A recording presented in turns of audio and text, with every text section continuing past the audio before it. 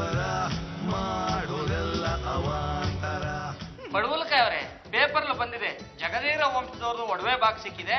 ಆ ವಂಶದವರೇ ಯಾರಾದ್ರೂ ಆ ಬಾಕ್ಸ್ ನ ಮುಟ್ಟಿದ್ರೆ ಓಪನ್ ಆಗತ್ತಂತೆ. ನಾನಾ ವಂಶವಾಗಿದ್ರೆ ಕೇಳ್ರಪ್ಪ, ಕೇಳ್ರಿ. ಹೇಳ್ರಿ. ಜಗದೀರ ವಂಶದ ಒಡವೆಗಳ ಪೆಟ್ಟಿಗೆಯನ್ನ ಸರ್ಕಾರ ಕಳಿಸಿದೆ.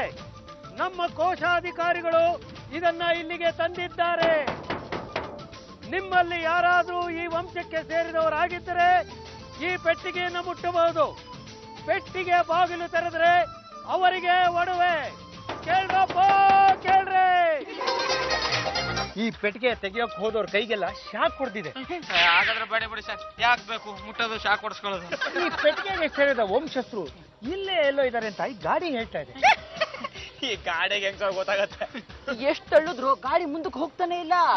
ಬಾರೋ, ಆ ಪೆಟ್ಟಿಗೆನಲ್ಲಿ ಒಡವೆ ಚಿನ್ನ ಎಲ್ಲ ಇದೆ, ಎಲ್ಲ ನಿನಗೆ. ಬ್ಯಾಡ್ರಿಪ್ಪ, ಸಾಕು ಕುಡಿದಿದ್ದಿ.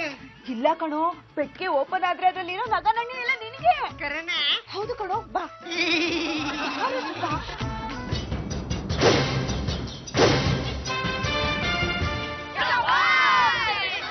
ಯಾರು ನೀವು? ನಿಮ್ ಹೆಸರೇನು? Subrahmanya, Parvati cousin brother, Sridhar boy friend.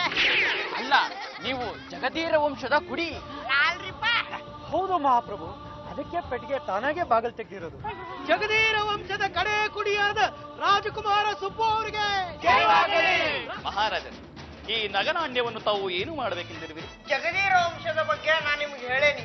ನೀವು ಮಂತ್ರಿಗಳು, ನೀವು ಹೇಳುವರಂತವರಾಗಿ. ನಿನ್ನೆ ಸುಬ್ಬು ಮಹಾರಾಜರು ನಮ್ಮ ಬಳಿ ಕುಲಂಕುಷವಾಗಿ ಪ್ರಸ್ತಾಪಿಸಿದರು. ಅವರು ಹುಟ್ಟು ಬೆಳೆದಿದ್ದು ಹುಬ್ಬಳ್ಳಿಯ ಸಂಸ್ಥಾನ. ನಮ್ಮ ತಂದೆಯ ನಾಡು, ತಾಯಿಯ ನಾಡು, ಗಂಡು ಮೆಟ್ಟಿದ ನಾಡು. ಹುಬ್ಬಳ್ಳಿ ಸಂಸ್ಥಾನ ಶತ್ರುಗಳ ದಾಳಿಗೆ ಸಿಕ್ಕಿ ನಷ್ಟ ಅನುಭವಿಸಿತು. ಅದನ್ನು ಮತ್ತೆ ಕಟ್ಟಬೇಕೆಂಬ ಬಯಕೆಯಿಂದ ಅಂದಿನ ರಾಜ ಮಹಾರಾಜರೆಲ್ಲ ನಗನಾಣ್ಯವನ್ನು ಭೂಮಿಯ ಒಳಗೆ ಬಚ್ಚಿಟ್ಟರು.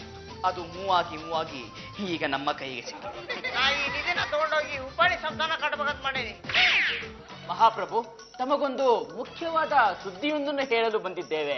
ಏನದ? ಪ್ರಭುಗಳೇ, ತಾವು ದೊರೆಗಳಾಗಿದ್ದಾಗ ತಮ್ಮನ್ನೇ ಬಹಳವಾಗಿ ಪ್ರೀತಿಸುತ್ತಿದ್ದ ಒಬ್ಬಳು ಸುಂದರಿ ತಮ್ಮನ್ನೇ ಮದುವೆಯಾಗಬೇಕೆಂಬ ಕನಸು ಕಾಣುತ್ತಾ ಸತ್ತು ಹೋದಳು. ಆ ಪ್ರೀತಿ ಇಂದಿಗೂ ಕ್ಯಾರಿ ಓವರ್ ಆಗುತ್ತಲೇ ಇದೆ. ಏನು? ಹೋದ ಜನ್ಮದ ಪ್ರೀತಿ ಈ ಜನ್ಮದಲ್ಲೂ ಕ್ಯಾರಿ ಓವರ್ ಆಗುವುದೇ? ಅವಳು ಈ ಜನ್ಮದಲ್ಲೂ ಬದುಕಿದ್ದಾಳ?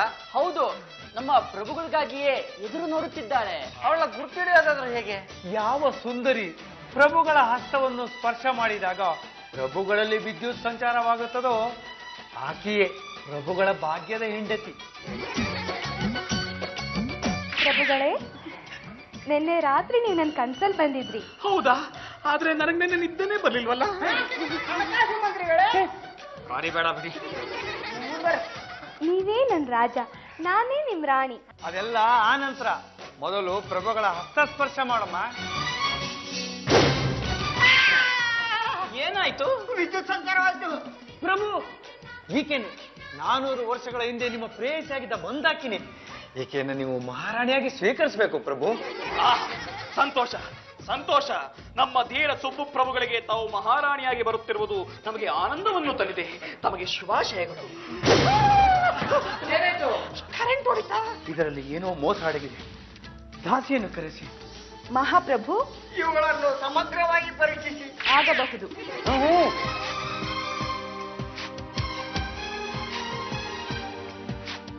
ಮಹಾಪ್ರಭು, ಇವರಲ್ಲಿ ಬ್ಯಾಟ್ರಿ ಸಿಕ್ತು.